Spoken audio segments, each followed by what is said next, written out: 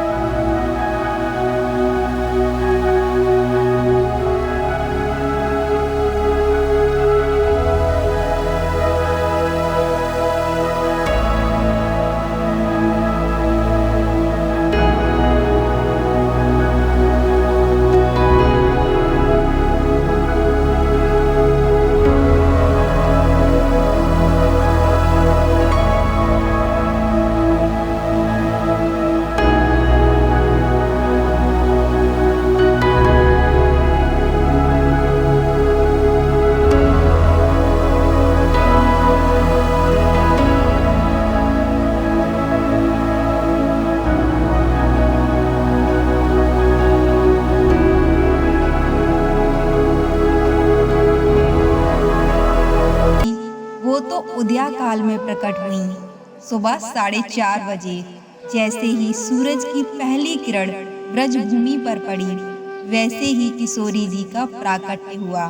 ब्रज में लोग कहते हैं सूरज की पहली किरण अर्थात राधा रानी का आगमन। वैष्णव परंपरा से जुड़े लोगों को भाद्रपद मास के कृष्ण पक्ष की अष्टमी यानी श्री कृष्ण जन्माष्टमी के बाद भाद्रपद मास की शुक्ल पक्ष की अष्टमी का इंतजार पूरे वर्ष रहता है, क्योंकि इसी दिन भगवान शिव की प्रिय सखी राधा रानी का प्राकट्य उत्सव मनाया जाता है। इस साल यह पावन वर्ष जन्माष्टमी पर्व के ठीक 15 दिन बाद यानी 31 अगस्त 2025 को मनाया जाएगा। जिस राधा अष्टमी के व्रत और पूजन करने पर व्यक्ति को राधा और कृष्ण दोनों का आशीर्वाद प्राप्त होता है।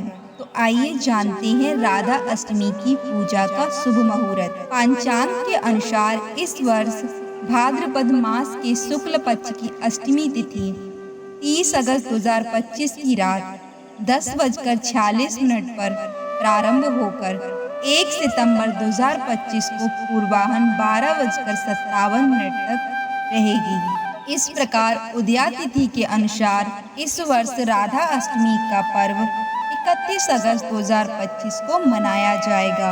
इस दिन राधा रानी की पूजा के लिए सबसे उत्तम मुहूर्त प्रातः काल 11:05 से लेकर दोपहर 1:38 तक रहेगा। इस तरह राधा रानी के भक्तों को उनकी पूजा के लिए तकरीबन 2.5 घंटे का समय मिलेगा। राधा अष्टमी व्रत की विधि। पुराणों में जिस राधा अष्टमी व्रत की महिमा का बखान किया गया है, उसके पुण्य फल को पाने के लिए इस दिन प्रातः काल सूर्योदय से पहले उठें और स्नान ध्यान करने के बाद स्वच्छ वस्त्र धारण करने के बाद सबसे पहले राधा जी का ध्यान करें। इसके बाद इस व्रत को विधि विधान से करने का संकल्प लें। इसके पश्चात मध्याह्न काल के शुभ मुहूर्त ईशान कोण में बैठकर राधा जी की विधि पूर्वक पूजा करें। एक चौकी पीले रंग का आसन बिछाकर राधा जी की प्रतिमा अथवा उनका चित्र स्थापित करें। इसके सामने मिट्टी अथवा तांबे का कलश स्थापित करें, उसकी पूजा करें। इसके बाद राधा रानी की षोडश उपचार विधि से पूजा करें। यदि ऐसा संभव ना हो पाए तो आपके पास जो कुछ भी फल फूल धूप दीप भोग आदि उपलब्ध हो, उसे भक्ति भाव से राधा जी को अर्पित करें। उनके स्तोत्र और चालीसा का पाठ करें। राधा रानी के साथ भगवान श्री कृष्ण की पूजा करना बिल्कुल भी ना भूलें। रात भर जागरण करें, कीर्तन करें, राधे राधे नाम का संकीर्तन करें, फिर राधा रानी का अभिषेक करें। अगर घर में युगल स्वरूप है तो राधा कृष्ण दोनों का अभिषेक करें। अगर सिर्फ लड्डू गोपाल हैं तो उन्हें ही श्री जी का स्वरूप मानकर अभिषेक करें। किशोरी जी कमल के मध्य से प्रकट हुई, इसीलिए कमल पुष्पों से श्रृंगार करें। सहस्त्र कमल का नियम। 1000 कमल या 1000 सुगंधित पुष्प राधा रानी को अर्पित करें। फिर शंखनाद नगाड़े घंटे बजाकर शुरुआत करें। पंचामृत से राधा रानी का अभिषेक करें, फिर उनका श्रृंगार करें और फिर बाद में माता रानी को भोग अर्पित करें और फिर आरती करें। अक्सर सभी लोगों के मन में एक प्रश्न उठता है कि राधा रानी की राधा अष्टमी पर व्रत क्यों करें। व्रत करने से पुण्य तो होता ही है, पर असली भाव किशोरी जी की कृपा पाने का होता है। इसीलिए इस व्रत की महत्वता है। व्रत से आलस्य और नकारात्मक ऊर्जा दूर होती है। फलाहार से उत्सव में ऊर्जा बनी रहती है। कई लोग कहते हैं इतना बड़ा उत्सव है तो भूखे क्यों रहें, पर सुनो, व्रत का मतलब खुद को शुद्ध करना, ताकि उत्सव का आनंद दोगुना हो जाए। राधा अष्टमी पर ऐसा नाचो कि डॉक्टर के पास जाना पड़ जाए। मतलब इतना आनंद, इतना उत्सव की थकान भी भक्ति का प्रमाण हो। बधाई बांटो, लोगों को मिठाई दो, दान, और सबसे बड़ा दान नाम दान, राधे राधे कहना प्रारंभ करो।